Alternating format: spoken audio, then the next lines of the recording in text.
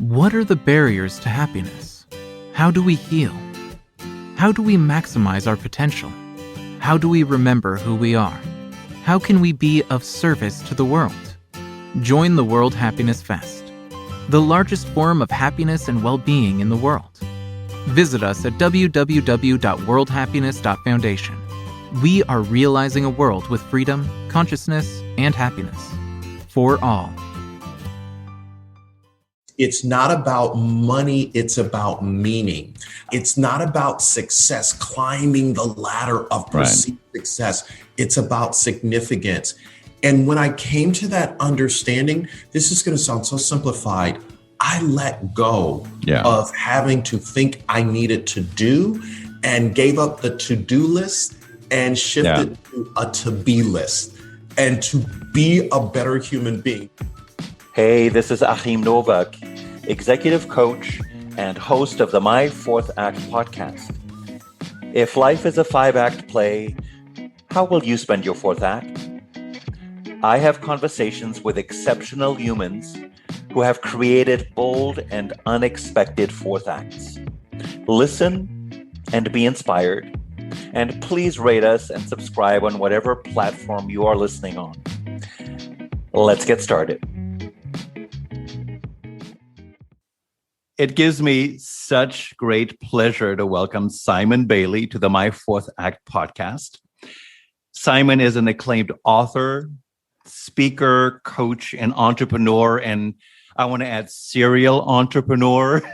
He's written a bunch of fabulous books. The title that really stands out for me is Shift Your Brilliance, Harness the Power of You, which is, I think, important in all stages of life, but certainly in the fourth act, we have an opportunity to look at that in a whole new way. Simon is one of the most booked motivational speakers in the world, and he has been inducted in the National Speakers Association Speaker Hall of Fame. Most importantly, I think of Simon Bailey as just a force of nature, and that's a high compliment. So welcome, Simon. So good to be with you. Thank you for having me. In the fourth act, we talk about those moments when we shift into different stages in our lives. And sometimes it's planned and intentional, and sometimes the universe takes us where we didn't think we would go, right? So the first part may feel a little bit like this is your life, Simon Bailey. But the second half will really focus on what's emerging for you right now. When you were a boy or a teenager, who did you want to be, Simon? So I grew up at a time when I used to watch Brian Gumbel and Jane Pauley on the NBC Today Show. And I wanted to be the next Brian Gumbel that hosted a show on TV. So that was my aim. That was my goal. I want to be like him. And was that a passing whim or a lasting desire in your mind? Oh, it was a lasting desire. And I got a chance to meet him about 20 years ago. And I actually told him that and took a picture with him. It was pretty cool. Yeah, I used to run a theater company and we did work around social issues, and Brian Gumbel loved us and had us on a whole bunch of times. Wow. I'm a huge Brian Gumbel fan and remember meeting him. I didn't know you and I had that connection. Yes.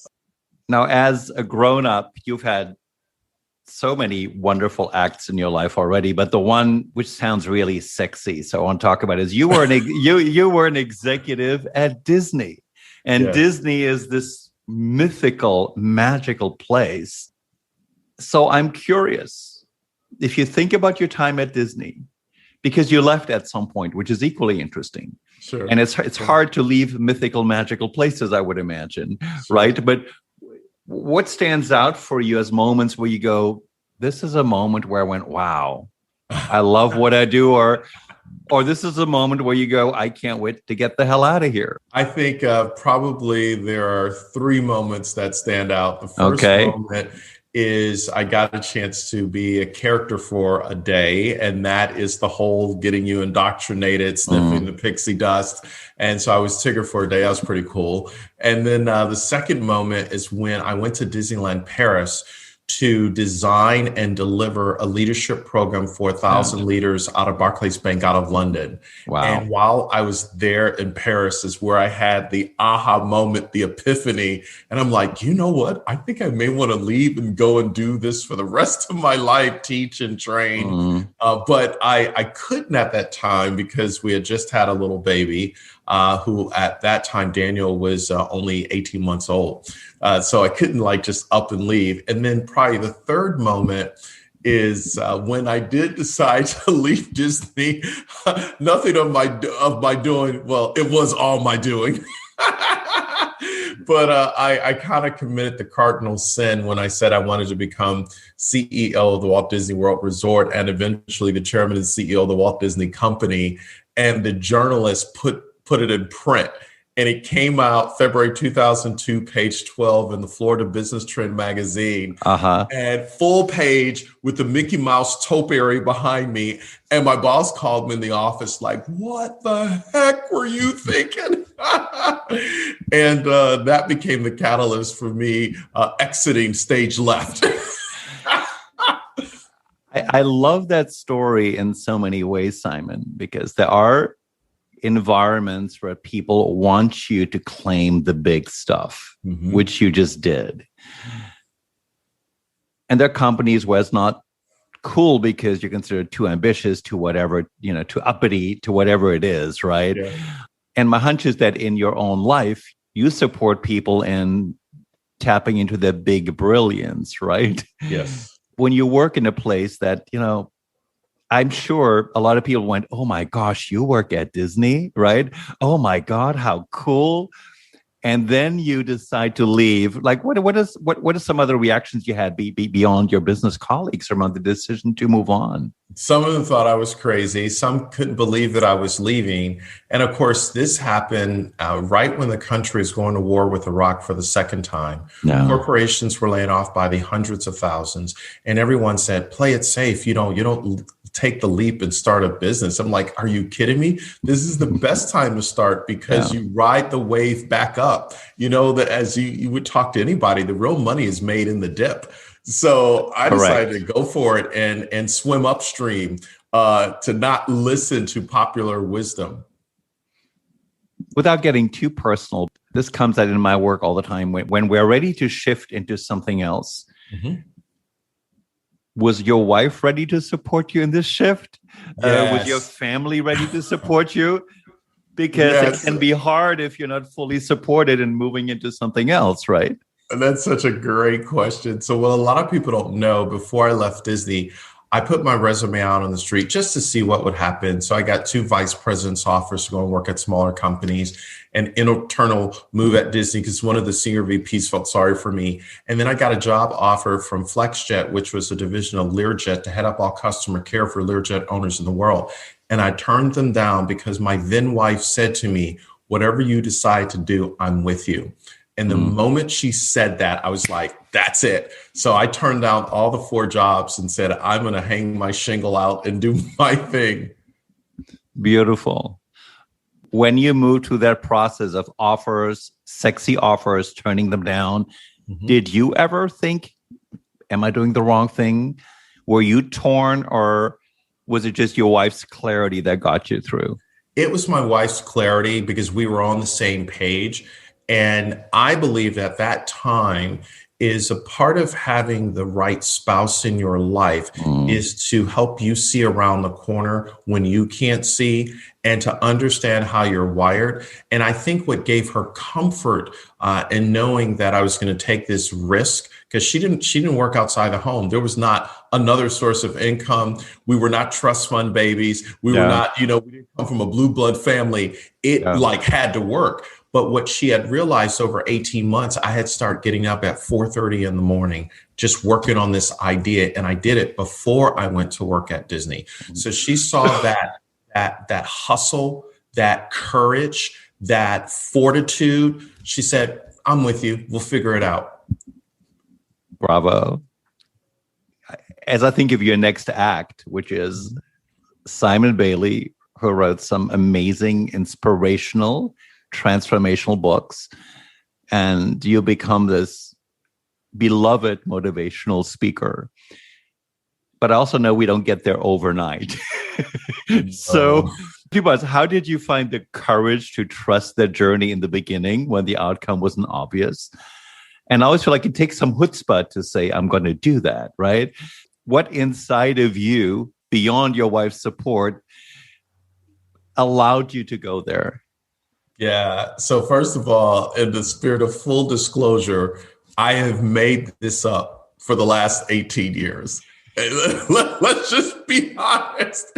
Yeah, I'm all about strategy and the plan, and you do this and do that, and budgets. But literally, I have made it up. Yeah. And a part of it has been intuition and gut. Yeah. The other part has been input from people smarter than me. And then I think the third thing is forever remaining curious and knowing there comes a time when you have to let go of what is comfortable and convenient in order to embrace what wants to emerge. So just intuitively, 80% of your nervous system is in your gut. Yeah. And so intuitively just saying, okay, it's time to shift. Okay, let's try this. And guess what? I have had more failures than I can count on both hands. But I'm here to tell you, in the words of John Maxwell, fail forward. And I was interviewing a CEO over in Tampa a few years ago, and he said he gives out the failure award. And I followed up a year later, and he said I still give out the award, but it's called the Fail Faster Award. That's beautiful. I just kept failing and moving forward, and hopefully got a little bit wiser along the way. But let me probe a little more. This is what I remember, because you and I have crossed paths before, but I could be wrong. But if I remember correctly, your first book, it was one of those situations where you have books in the trunk of the car, and you're selling your own books, which in my mind, it takes tremendous courage, tremendous faith. There may have been some fear behind it. And I'm inviting you to tell this story because a lot of our listeners may be ready to shift into another phase where success is not guaranteed, right? Like, what are some experiences from that time that stand out for you? So the first thing that's top of mind is I self-published the book, Release Your Brilliance, and decided to send out a query letter to the publishers because we were taught back then, you're not a real author unless you're published by the big six, right? Yeah. One of the big six firms. Well, I got 13 rejection letters from New York to Los Angeles. And it was a dear John, no, sorry. Until I went to speak in Las Vegas. I'll never forget it. I remember it like yesterday. And there was a woman there who was on the board for Hudson News. And she came up to me and she said, do you have a book deal? I said, no. She says, I'm on the board for Hudson. I'm going to introduce you to a guy named Joe DiMisrio, who at that time was the COO. And I didn't know anything about Hudson, that they were the largest book purchaser for airports in the world. Yeah. And Joe heard me and he walked me next door at Mandalay Bay and introduced me to all of these publishers. And he said, this guy just spoke at our event. He got a standing ovation. We want you to give him a book deal. We're the largest purchaser of books. And I said, what? And this was after the 13 rejections, and many of the rejections were from the publishers that were there. But I realized sometimes you need a sponsor to speak on your behalf and leverage their influence. And that's what Joe did for me. So sure enough, about a month later, I'm in New York City with an agent, and we meet with 5 different publishers. By the end of the day, we have 3 offers on the table to buy the rights to Release Your Brilliance. And we ended up going with HarperCollins, who at that time gave me a 6-figure advance. And it was the perseverance of selling out of the back of my trunk, never giving up when everybody was looking at me weird. And what they didn't know, I had a mortgage to pay. I had to buy, I had bills to pay. It was real for me. But it's that perseverance, I think, that got us the opportunity with HarperCollins. First of all, congratulations. That's a fantastic story. But what I'm also thinking of, and I think it relates to your work around brilliance, is that in the end, the more we have the courage to be who we really are meant to be and show that, the universe conspires to help us out, which is what happened with you. Totally. I mean, people got to experience Simon Bailey, and the universe says, yes, let's help him out, right?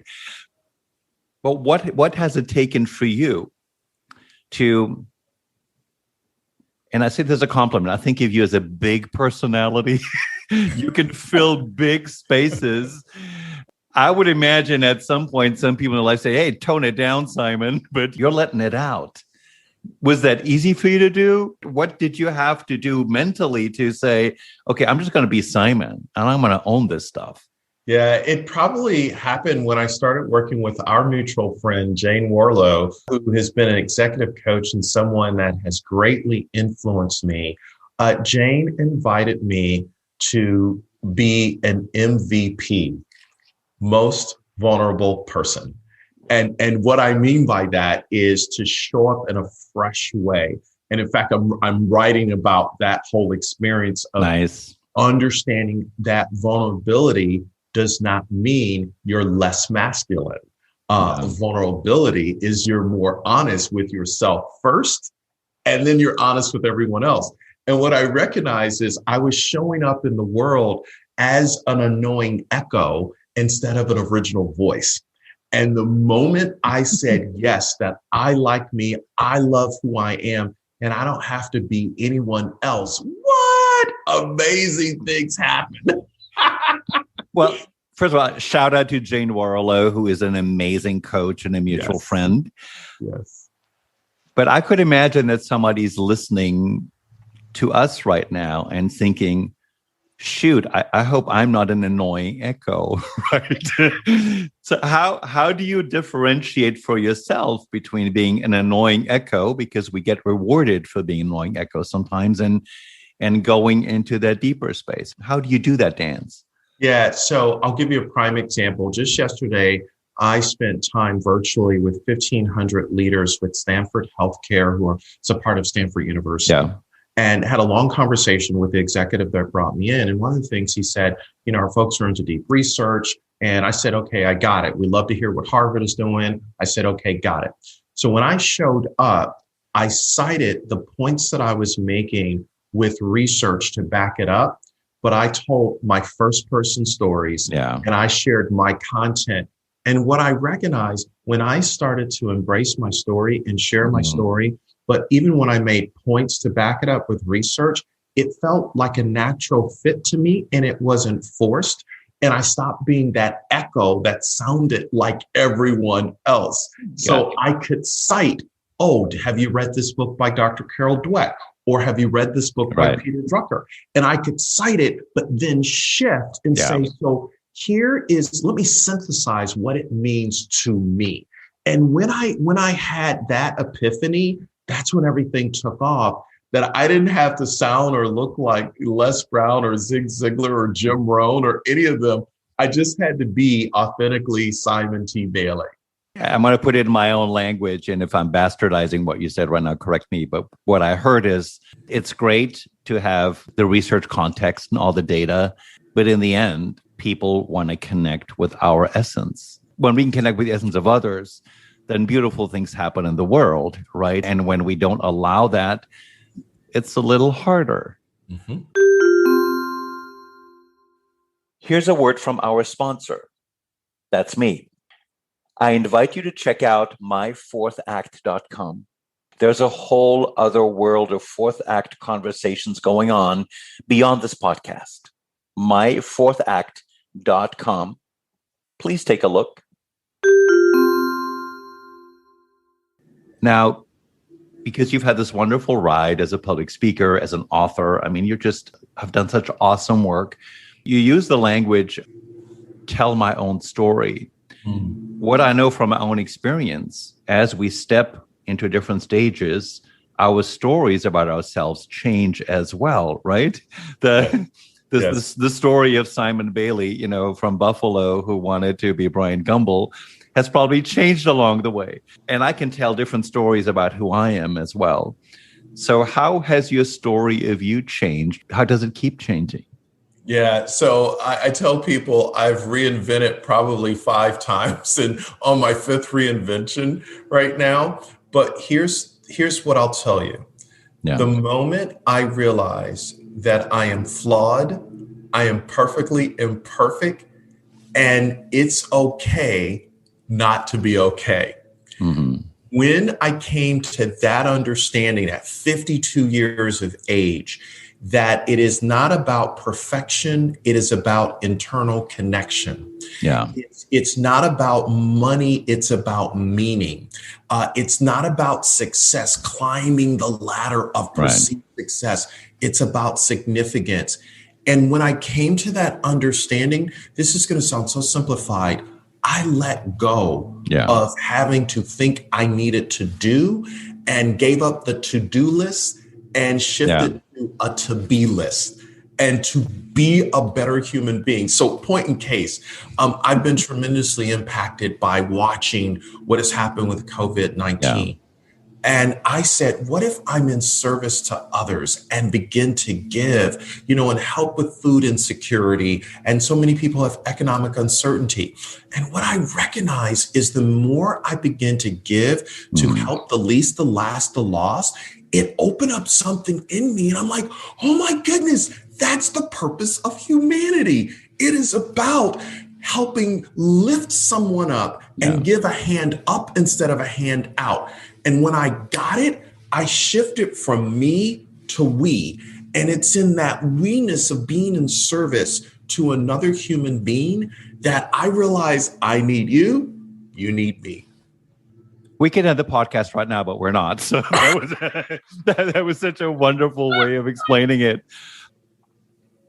Because you're animated by big forces. I want to talk about the COVID experience in a moment, because my hunch is that's a whole other new act for you. I'm going to use the word the divine. We have different relationships to the divine, to God, to higher power, whatever it is. So for me, it's a connection to the divine. The more I trust that as it enters me and moves through me, the easier my life gets. You talk about trusting your gut. You talk about all of these things.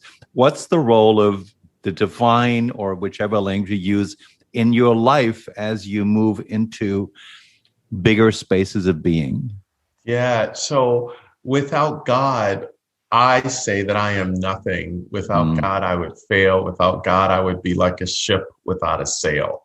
So for me, the divine God runs very deep. It's how I start my day, by meditating, focusing on how do I be in service today? By first of all, examining my shortcomings and my areas of opportunity. Number one. Number two, how do I ensure that I'm not judging anyone based on their socioeconomic status, their ethnicity, their sexual preference? How do I just not judge, but live in a place where I honor whoever's in front of me, virtually or in person? And then probably the third thing is being intentional to always admit that I didn't get it right, but I want to get better. And the divine helps me with that self-awareness piece that, you really jack that up right there.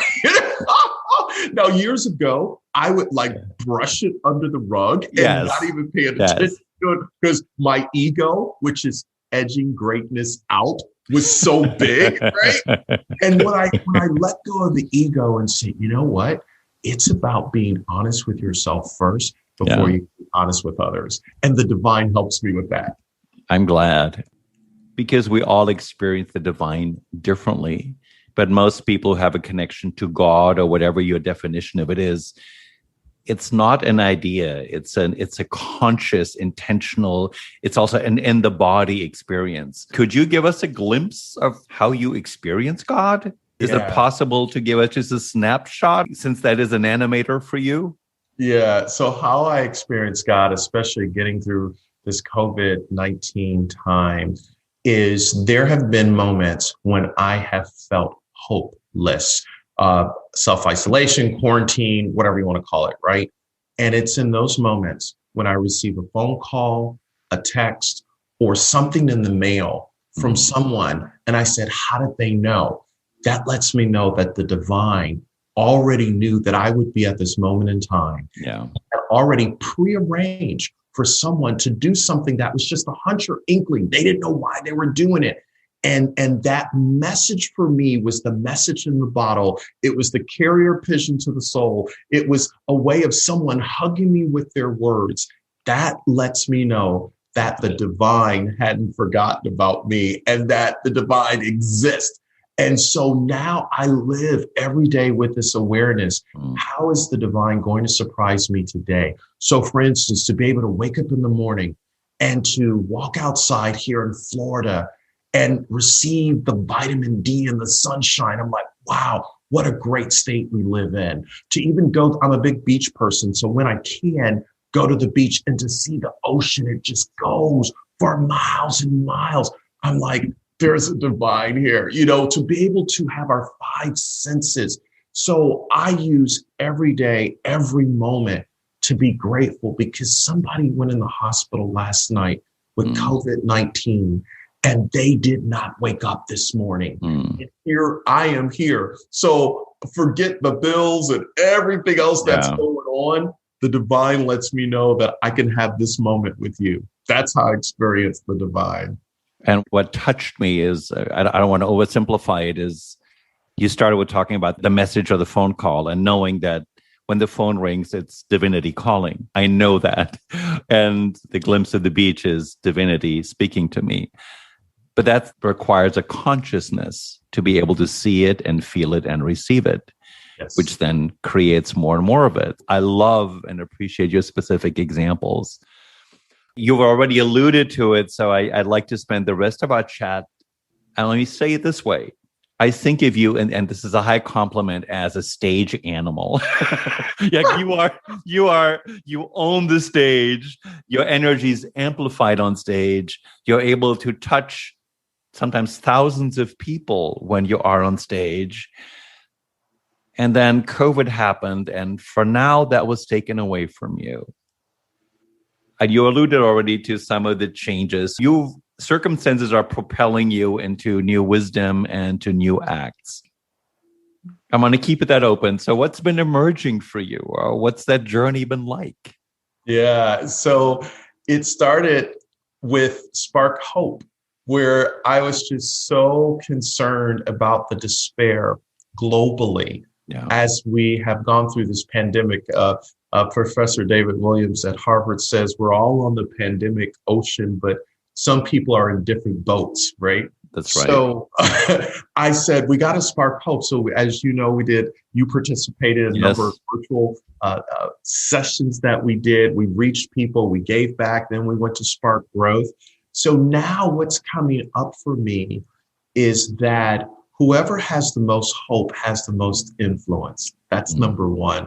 So we're going to be launching, and this is probably the first time I'm saying this publicly because we've been sitting on it for about the last year or so, but I'm getting ready to launch a web TV show called Spark You. Way to go, Simon. I love that.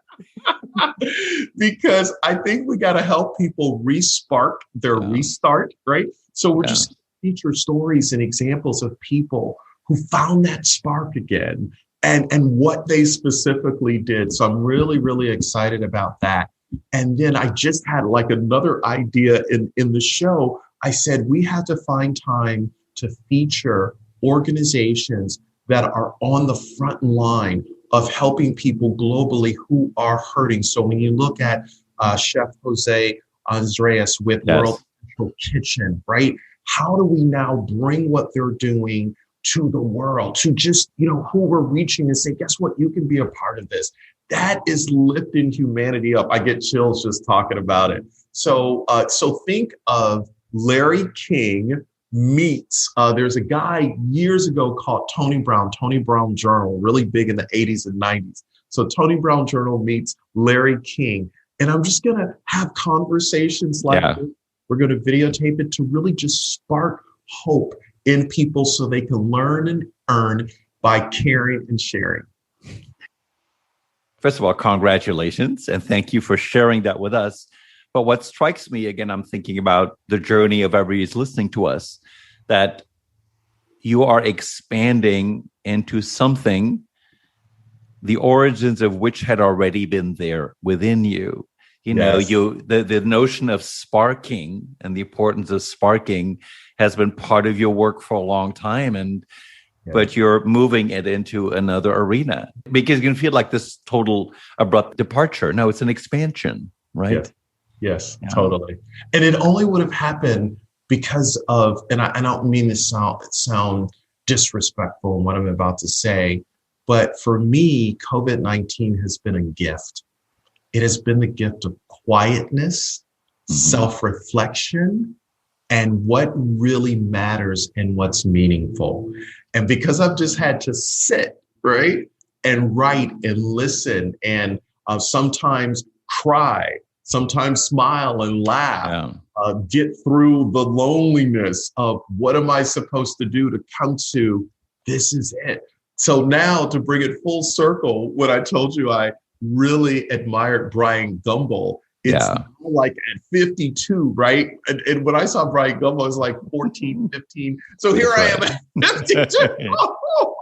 And just in my own little way, it's to hug people with my words. That's a beautiful dot to connect. Thank you for doing that. So talk a little more about the dropping into more quiet, which was imposed on many of us, because the dropping into quiet can lead to despair. It can lead to feeling hopeless. At its best, it can lead to a discovery of things that were always there, but we were hiding because we were too busy, right? Give us a little more flavor for somebody. I see you, at least in public, as super high extrovert. And that may just be a persona. I know there's so much more to you, but give us a sense of what walking into quiet was like for you beyond what you've already said. So one of the things that I've been challenged with, in the spirit of full disclosure, over the last year is sleeping. And I tell people the importance of sleeping, but I will wake up at 2:30 in the morning after going to bed, say at 9 p.m., and will wake up 2:30 a.m., bright-eyed, bushy-tailed, and cannot get back to sleep. So instead of tossing and turning, I decided to get up. And I would write in my journal, or I would just sit quietly and just listen to a soundtrack of the ocean, right? Just to try to quiet myself. And then after a while, I realized, wait a minute, if I'm going to be up at 2, 3, 4 o'clock in the morning, let's really use this time to kind of listen and lean in. So I started processing my father's death. My father's been passed almost 8 years, and my father had never told me that he loved me until he was passing on his deathbed. And I was struggling to understand, why didn't I tell my son that I loved him? So I'm processing that. I'm thinking about the relationship with my mom, and she's 80 now. What are some things that we need to address? So I started using this time of quietness. Mark Nepo, N-E-P-O, wrote a book called 7,000 Ways to Listen. And so what I'm really understanding is that the same letters that spell the word listen spell the word silent.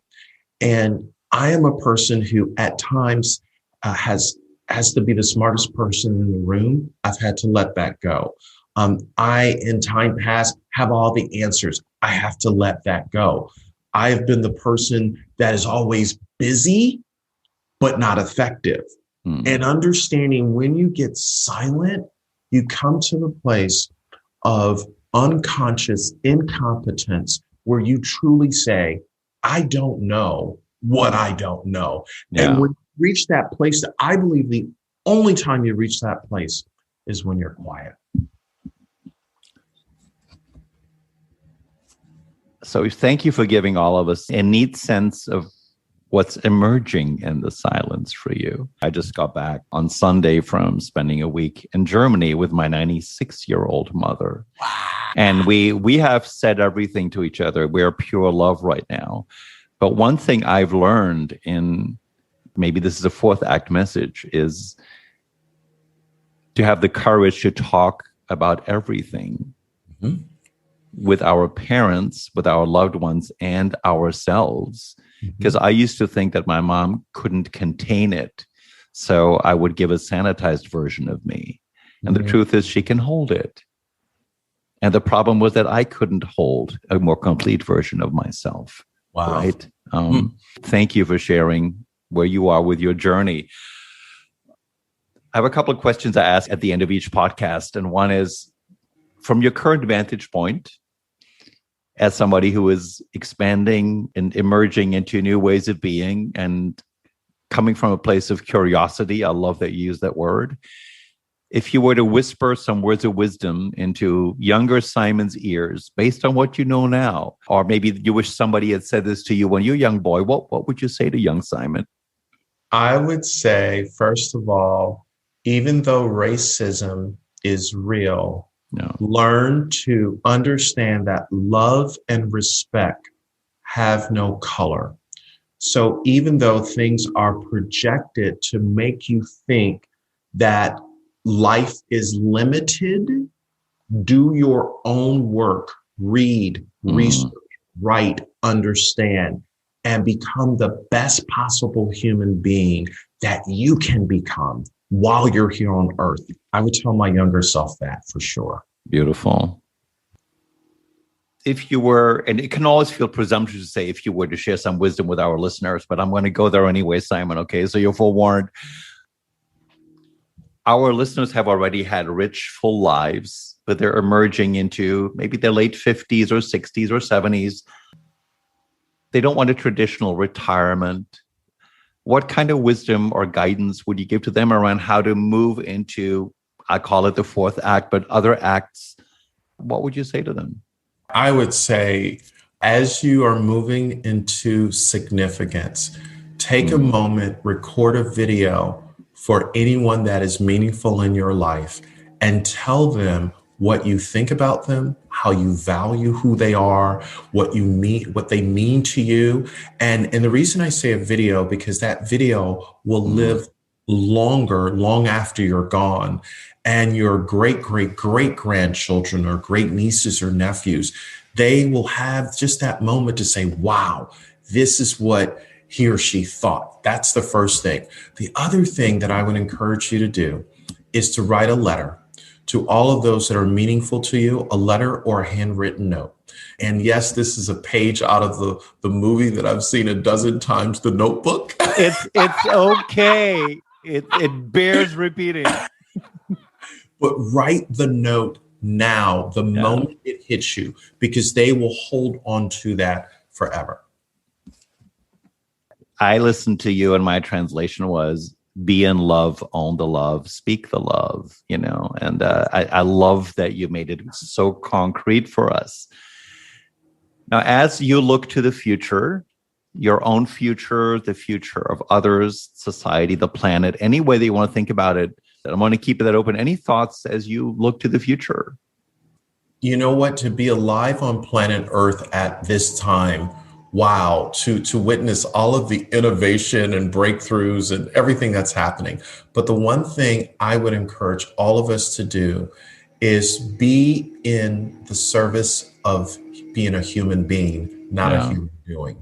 Everyone that crosses your path, they are not placed in your path by accident. It costs nothing to say good morning, good afternoon, good evening, to smile just for that moment, because you never know what people are going through. And if you just take a moment to be kind, all right? So quick. Emory University has released some research that says when you are giving to another person, it doesn't have to be monetary, but just a kind gesture, the reward center in our brains begin to light up, and literally we experience what they call the helper's high, because when we do something for someone else, it is almost as if we are on the receiving end of what we just given. So when I talk about being more human and having this helper's high, treating human beings, no matter where they are, with kindness, if we can do that, what a planet we could have. Amen, Simon. I'll go with that. As we complete, you're a public figure, so people can find you easily. But if you were to guide folks, what would be the best place for our listeners to get concrete information about you? Where do you want to send them? Sure. They can go to Simon T. Bailey, T like terrific, Bailey.com. Everything's there. I love the way you say T like terrific. You gotta have a little fun. You gotta have a little fun. So thank you, Simon, for your generosity of just being in spirit. It was a total pleasure to speak with you. Thank you, my friend. You're welcome. Like what you heard? Please go to myfourthact.com and subscribe to receive my updates on upcoming episodes. Please also subscribe to us on the platform of your choice. Rate us, give us a review, and let us all create some magical fourth acts together. Ciao.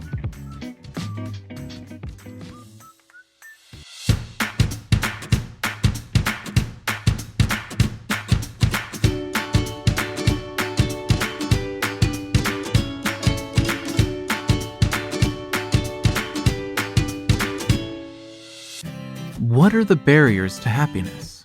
How do we heal? How do we maximize our potential? How do we remember who we are? How can we be of service to the world? Join the World Happiness Fest, the largest forum of happiness and well-being in the world. Visit us at www.worldhappiness.foundation. We are realizing a world with freedom, consciousness, and happiness for all.